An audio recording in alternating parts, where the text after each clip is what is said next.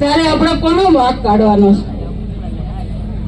હવેની પેઢી અમે તો બધા પતી ગયા, 60 ઉપર નીકળી ગયા, પણ હવેની પેઢી અહીંયા બહુ યુવાનો છે. શીખજો.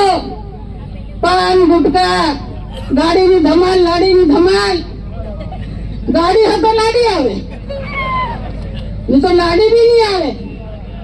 આવે એ વાત બધી છોડીને આપણે ધંધે લાગવું પડશે ભાઈઓ.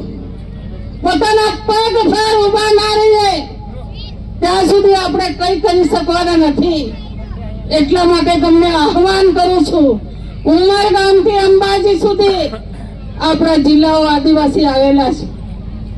એક આદિવાસીને કઈ દુઃખ ઉભું થાય, કોઈ પાર્ટી નહીં, તમામ આદિવાસીઓ ત્યાં ઢગલો વળવો પડશે. મારી જરૂર જ્યાં હશે ત્યાં રાતે 12 વાગે હોય, 1 વાગે હોય, 5 વાગે હોય, ચંદ્રિકા ફોન ઉપાડશે ને ઉપાડશે. મારા પર વિશ્વાસ છે લોકોનો.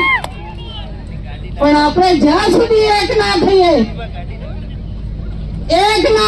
ત્યાં સુધી કશું થવાનું નથી.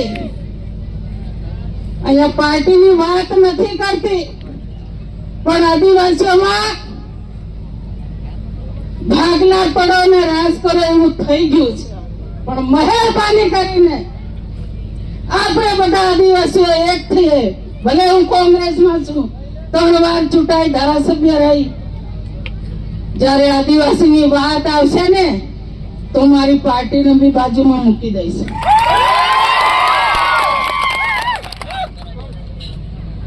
ત્યાં ગાંધીનગર વિધાનસભામાં 3 વર્ષ થઈ ગયા, કોઈ લાલ, કોઈની સાથે વાલ નહોતા, કોઈ બોલી નથી શક્યો આદિવાસીઓ માટે. બોલ્યો છે કોઈ?